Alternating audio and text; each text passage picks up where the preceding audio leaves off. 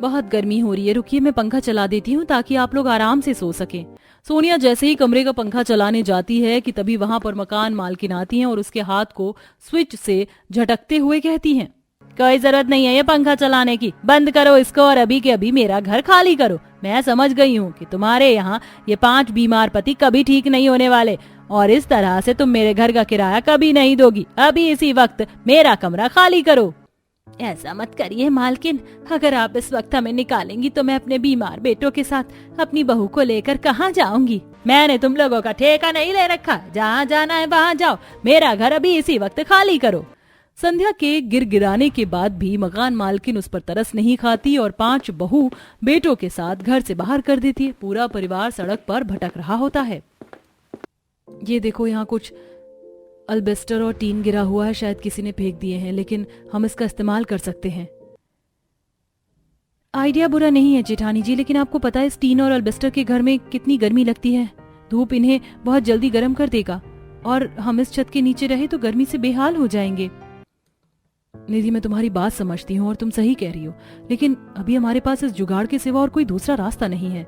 अब 5 बहू टीन एल्बेस्टर के टुकड़ों से घर तैयार करती हैं और अपने पूरे परिवार के साथ उसके अंदर जाती हैं। अगले दिन दोपहर में, जैसा कि हम सब जानते हैं कि एल्बेस्टर और टीन धूप में बहुत ज्यादा और बहुत गर्म होता है। अब एल्बेस्टर के घर में रह रहा पूरा परिवार गर्मी से बेचैन हो रहा था। उसके बीमार पति जो फर्श पर सो रहे थे, वो गर्म फर्श उनके शरीर को जला रहा था। उफ,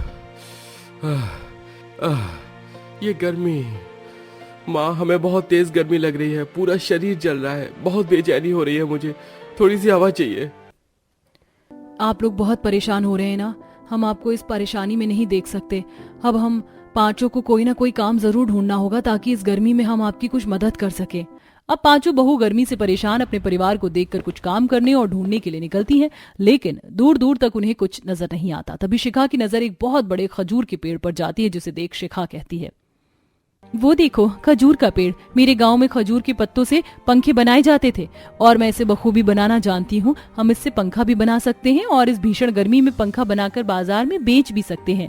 शिखा अपने हाथों से खजूर के पत्तों को लेकर अपनी 5 देवरानी जेठानी के साथ जंगल की तरफ बढ़ती ही जा रही थी। तभी निधि की नजर एक बहुत बड़े नींबू के पेड़ पर जाती है, जिसे देख निधि कहती है, वो देखो तुम्हें वहाँ पर वो विशाल नींबू का पेड़ नजर आ रहा है, क्यों ना हम जमीन पर गिरे उन नींबू को उठाकर नींबू पानी बनाकर बाजार में बेचे।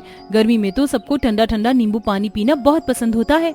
अब नींबू और खजूर के पत्ते लेकर 5 बहू सड़क से गुजर रही होती है कि तभी वहाँ पर एक आदमी अपना खराब सिलाई मशीन कचरे की तरफ फेंक रहा होता है, जिसे देख सोनिया कहती है, भाई साहब आप ये सिलाई मशीन कूड़ेदान में क्यों फेंक रहे हैं? अगर आपको इसकी जरूरत नहीं है तो क्या मैं इसे ले सकती हूँ?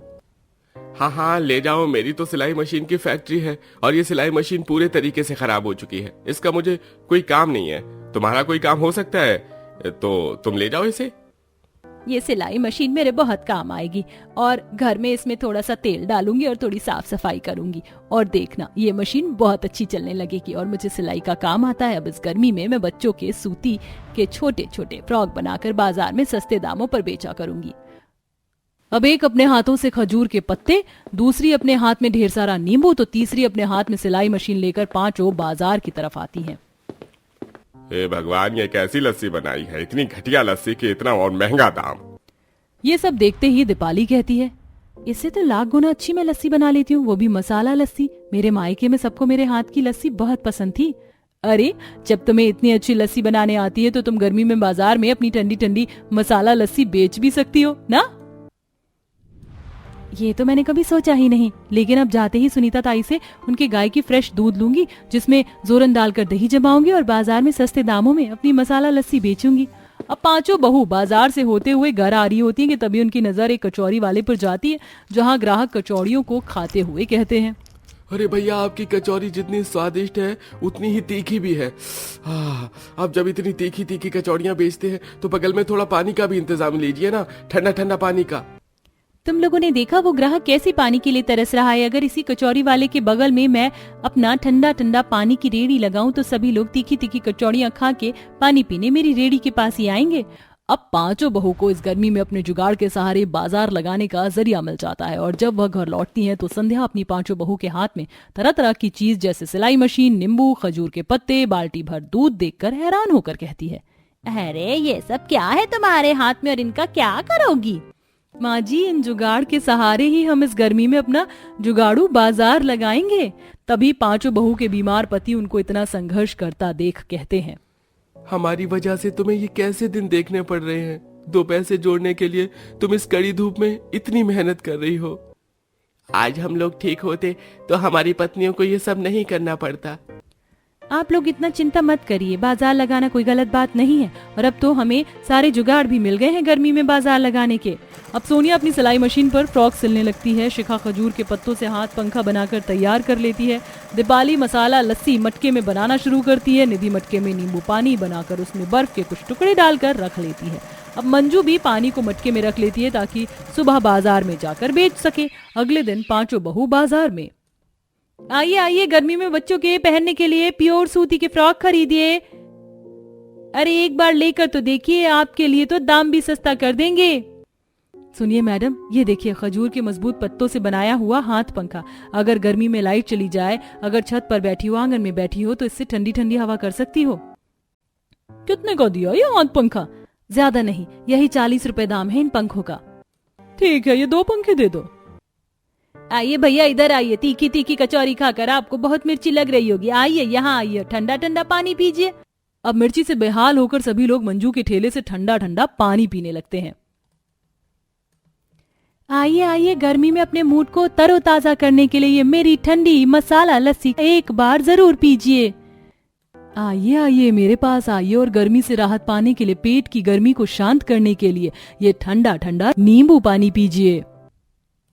अब देर शाम पांचों बहू अपने कमाए हुए कुछ पैसों में से खाने पीने का सामान और अपने पतियों की दवाई लेकर घर जाती हैं। संध्या बहू के लाए हुए सामान से खाना बनाती है। सभी लोग बैठकर खाना खा रहे होते हैं।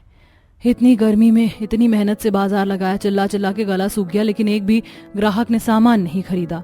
हिम्मत मत हारो, हमें दिन रात मेहनत करनी होगी। अभी हम बाजार में नए हैं, कई लोग हमें जानते नहीं है, पर देखना एक दिन हमारा सामान लोगों को बहुत पसंद आएगा और वो अधिक मात्रा में खरीदेंगे भी। अब इसी तरह से रोज पांचों बहू इस गर्मी में अपना जुगाड़ू बाजार लगा रही थी। ये सूती के फ्रॉक तो बहुत सुंदर लग रहे हैं, ये मेरी बेटी पर बहुत सुंदर लगेगा ना?